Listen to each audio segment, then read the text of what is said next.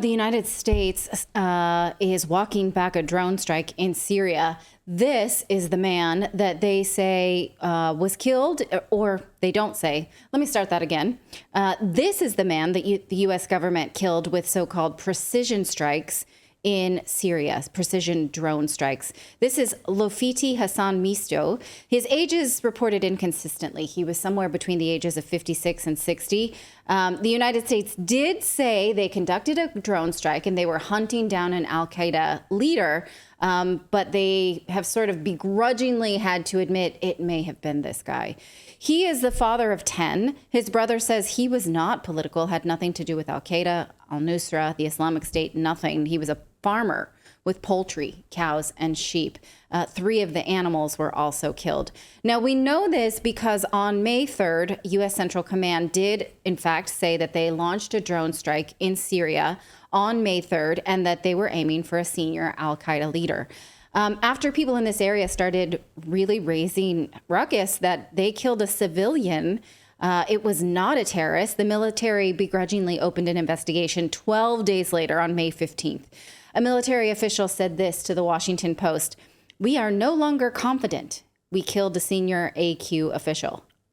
No longer confident. But we were really confident that afternoon when we just bombed a nice, shepherd who's out there with his goats. Right.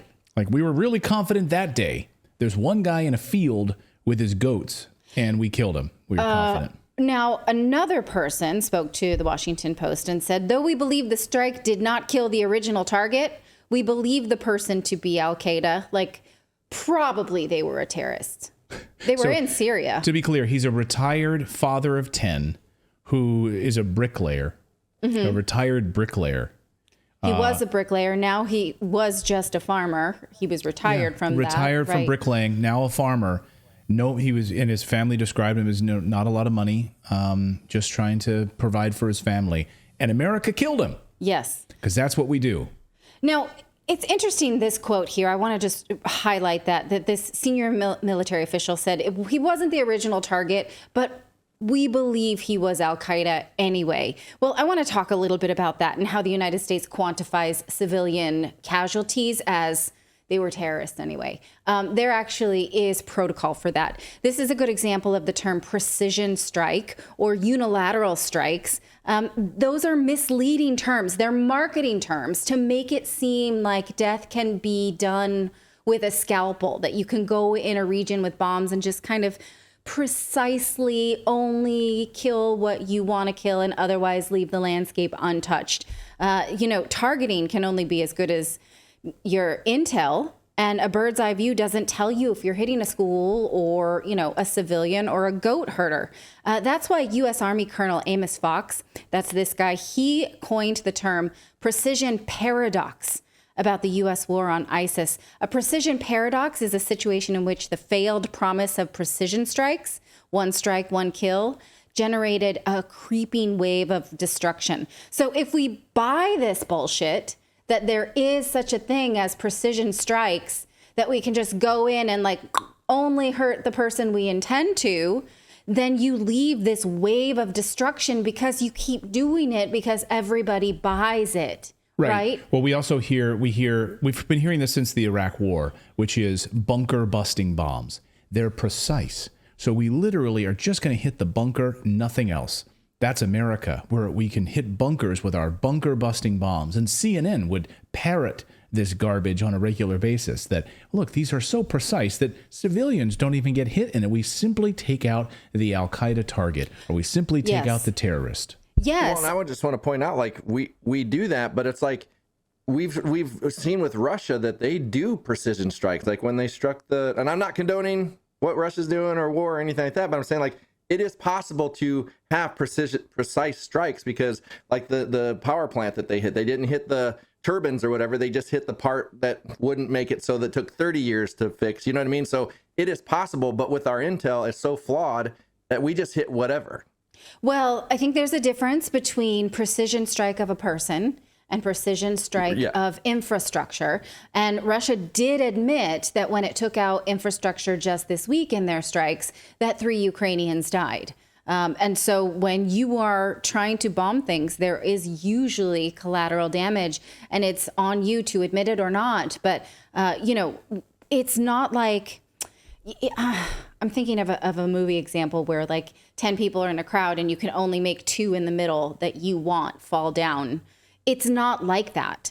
And Russia doesn't have that capability. I don't think anyone has that capability. But the media uses these terms, precision strikes. That's on them to not ask questions about civilian casualties. The fact that the Obama administration came up with the idea of precision strikes, sold it to the media, and the media is like, sure, I'm sure no one else is dying. I'm sure that's fine. Or they use training exercise accident. That's another thing that they use. Oh, it was a training exercise accident, or equipment malfunction. Right. Oh, so we just take that. So you killed some innocent people because of an equipment malfunction. And the media in those State Department briefings or the Department of Defense briefings doesn't push back on these. But at least the military is not doing, in this instance, what Obama did in Afghanistan and just count any male casualty as a terrorist. That is literally what the Obama administration did from the first week he took office. This is from Scott Horton's book, Enough Already, about the endless war on terrorism since 9/11. He says that on the third day of Barack Obama's presidency, he ordered 2 CIA drone strikes in Pakistan that killed 20 civilians. In effect, his administration was setting a new baseline. Just in Afghanistan, they took care of the public relations problem by calling so-called collateral damage by just simply classifying all dead civilians as terrorists. And the New York Times was like, okay, Mr. Obama embraced a disputed method, they say, of counting civilian casualties that did little to box him in. In effect, counts all military-age males in a strike zone as combatants. That's literally how they quantify civilian deaths, is like, did male fighting age victims die? Probably they were terrorists. Count them as terrorists, not civilians.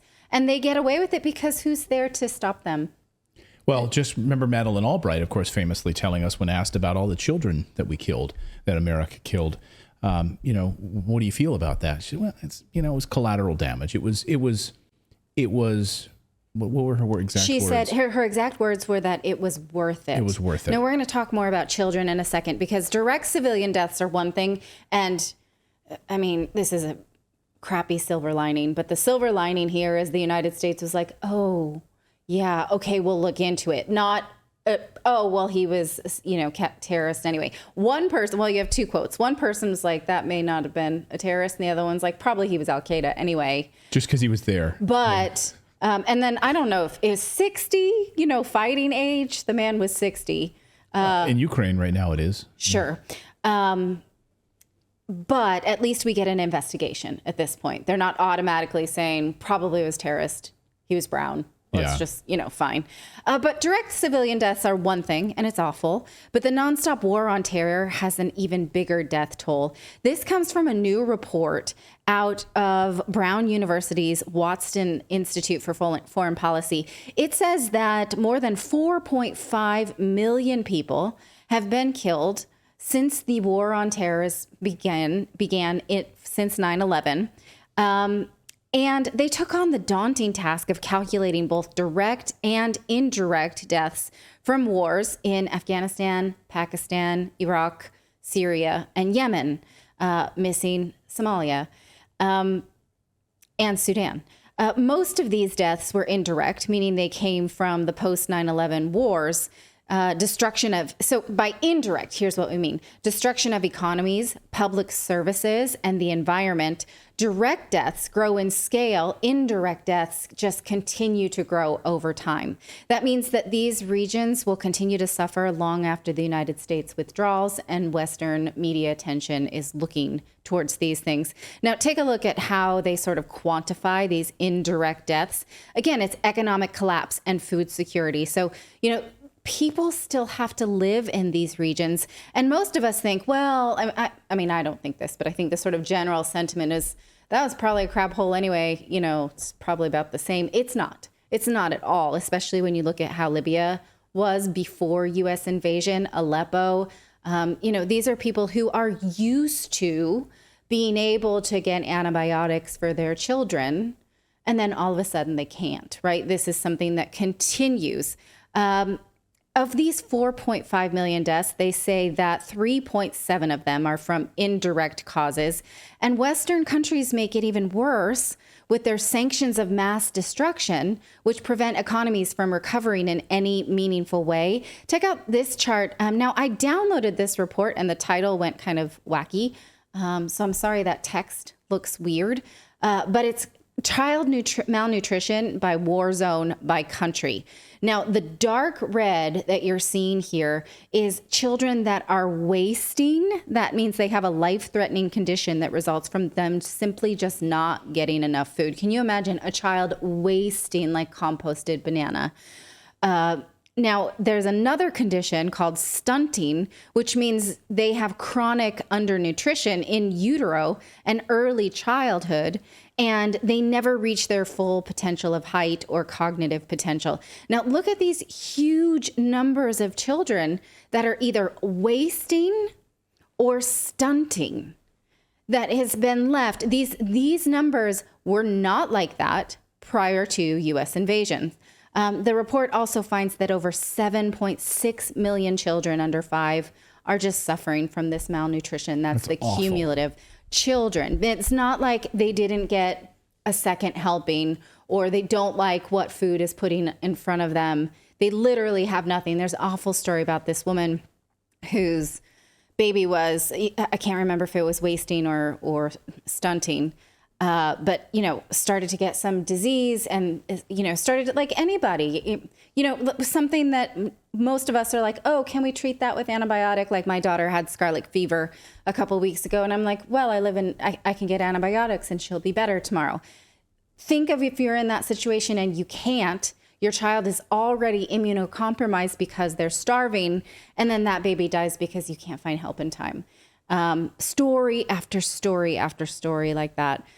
And, this next chart kind of lays out how these long-term, medium-term effects just affect people who live in this region. It's not like, oh, okay, war's over, things can go back to the way they were.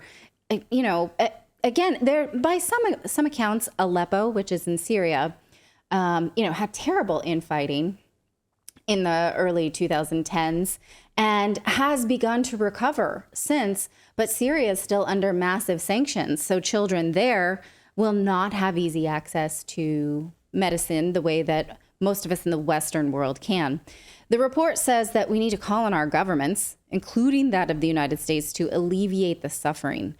These wars are ongoing for millions around the world who are living with these effects. So we can all collectively want that, but unless the media wants that and stops sort of giving the military a pass for killing civilians or invading new places or not withdrawing, we're not going to get that. And someone has to tell Israel, because this week, Israeli defense minister said that Israel's new government has doubled the number of strikes on Syrian and Iranian targets since taking office in December. Doubled. And this is something they're pretty proud of. We did that. And we intended to do that, and we will continue to do that. Wendy Sheets, thank you for your super chat. Wendy says, thanks for covering this. The warmongers know that sanctions kill. Sanctions are designed to cause harm. Exactly. They are. Sanctions of mass destruction. And you can look at all of these areas where there's wasting and everything. The United States is always tied to it. The destabilization of what's happening in Central and Latin America, what's happening throughout Africa. And we told you, of course, that the sanctions against Russia would adversely affect those poor nations first, right? So those poor nations are feeling the brunt of the malnutrition. Just look what unfolded in Sri Lanka. Look what's unfolding in African countries. Look what's happening in Colombia right now. Look what's happening in Argentina and Honduras and Nicaragua and all of these countries that the United States looks to destabilize so that we can take control of them. Why do we have 453 now? Am I wrong on that number? 453 or is it 7? Yeah, I was getting my military bases wrong. The United States has, is it 453 or is it 753? I can't believe that I have to think about 300 it's more different. than 400. I think then it might be 750. It was 750. It was or is it? Yeah. Anyway, ridiculous number of military bases around the world. And we just added, 3 more in the Philippines. So we can now extend our proxy war reach even further into the Pacific. Yeah, I just picked up a book called Cobalt Red, and it's about how the United States and Europe worked to destabilize the Congo so that they could continue to basically plunder there. And there are unimaginable riches in Congo, cobalt, and I can't remember the other one now. And people are making millions, billions on it. All the tech companies say, oh, no, we only sustainably source cobalt. It's a lie because they are working through middlemen. They know every single device that you're using, the manufacturers, and Clayton's going to get mad and be like, no, Apple doesn't do it, because Clayton hates to hear about Apple That's doing not true. that thing. I crap on them for all these minerals. I've talked about it here on the It's show. going to make you uncomfortable. It's not making me uncomfortable. But every single device that you are using to watch this show or send a text or communicate has most likely its battery run on cobalt from Congo that was literally taken by child slaves. Congo, had a leader in, I think, the late 70s or the early 80s that had intended for Congo's minerals and resources to be used to enrich the people who lived there. And the West destabilized that government and got rid of that person. So now we can plunder all we want there and have our nice electronics from slave labor of cobalt. Well, and also remember that there's quite a bit of cobalt in Ukraine, which is very interesting, why there's so much investment interest from the likes of BlackRock and others. But in Congo, it's very specific. Almost 70% of electronics run on cobalt from Congo. Yeah, absolutely. And because of sort of the way the plate tectonics had run and the way that the sea had come into these areas. Anyway, I'll finish the book, and I'm sure I'm going to drone on about this further. And I would like to have the author of this book on the show if we can. So before we end this segment, go ahead. Well, I just wanted to point out, Clayton, it's 750 overseas bases roughly in more than 80 countries. Something that makes me curious is I would like to know what resources are in those 80 countries as to why we have, what interest do we have in those countries to have those bases there? Right. Well, this is minerals and things. Well, this is exactly why we've been covering the Haiti story so closely, because it's the destabilization of Haiti in order to put our own military there in order to basically rape the countryside of their minerals. That's exactly what we want to do in Haiti. And so just wherever these military bases pop up, it's usually resources or a strategic launch pad for us to do further, further intimidation. Now, what is this comment? If the U.S.A. wasn't doing it, it would be another country. Who said that in Truth the chat? hurts in the chat. Do you see other countries doing it? A lot of countries are not doing that, plundering other places and destabilizing each other. So I don't know if that argument fits, that there's always got to be a bad guy. If the U.S. wasn't doing it, someone else would. So I reject that as a pessimistic. So what you're saying is it's okay that the U.S. is doing it because someone else might do it or worse. Right. I mean, literally, and this is not any support of it, but you can literally hear what Vladimir Putin's speech was yesterday. And he sent this to the Latin American Council meeting. They're having their big summit. And he specifically said, we want to have stability and peace and for countries to stay out of other countries' sovereignty. And he spoke about a different type of unipolar order that is not based on this kind of multipolar. He talked about a multipolar order where all of these countries. But you're absolutely right. I mean, throughout history, of course, we had the Portuguese, which were the warmongering nation. We had the Mongols, which actually, the Mongols took more territory than the Romans in 25 years. Right. So then you have the Romans, and then you have the Roman Empire. So are you saying that because the United States is doing it, that's a good thing? That's the lesser of some kind of evil? Oh, we're the new Mongols. Okay. The problem with that thinking is, we are them. So it's no, the BRICS nations are forming and these other countries are forming to stop us from doing it. That's what always happens. When that happens, the world comes together and tries to stop it. I mean, that person is basically saying, if a bunch of kids had food that didn't have food, I'm going to steal it before somebody else steals. I'm going to steal it and eat it before somebody else does. It makes no sense. Yeah. All right. Well, I would prefer, if by that argument you're someone's going to do it, okay, let's leave that as a valid point. I would prefer my tax dollars not be involved in it. I don't want to be involved in it. So, at the Yeah. very least, we can all hope that we are not actively involved in killing brown children and letting them waste away. I like what Hector's House in our chat says. Hector's House says the BBC didn't cover Putin's speech. Oh, that's so weird. So strange. I love that. And somebody else said, hey, where was Redacted? Why didn't you guys cover, where were you guys when Gaddafi was killed? Meaning, like, why didn't we cover it? I think Jacqueline wrote that. Why didn't we cover when Gaddafi was killed? We didn't have a show. Yeah, well, he back was then. killed in 2011, Jacqueline, just to be clear. And our show started about 2020, 2021. So about 11 years before we had a show. So we would have covered it, how the U.S. meddling in Libya. We actually have covered it since then. I'm pulling the pregnancy card on this one. I was pregnant with You were Ava. pregnant at the time. So I was busy. Yeah. Yeah, we did. You weren't able to come to us for news at the time. Thank you so much for watching this segment here at Redacted. We are live every day at 4 p.m. Eastern Time, trying to share the stories that the mainstream media will not cover. You should also come over and join our community of Redacted Rebels over at redacted.inc. That's our private locals community where we can share exclusive content that we simply cannot share here on YouTube. Come over and join the rebellion together right now by going to redacted.inc. We'll see you next time.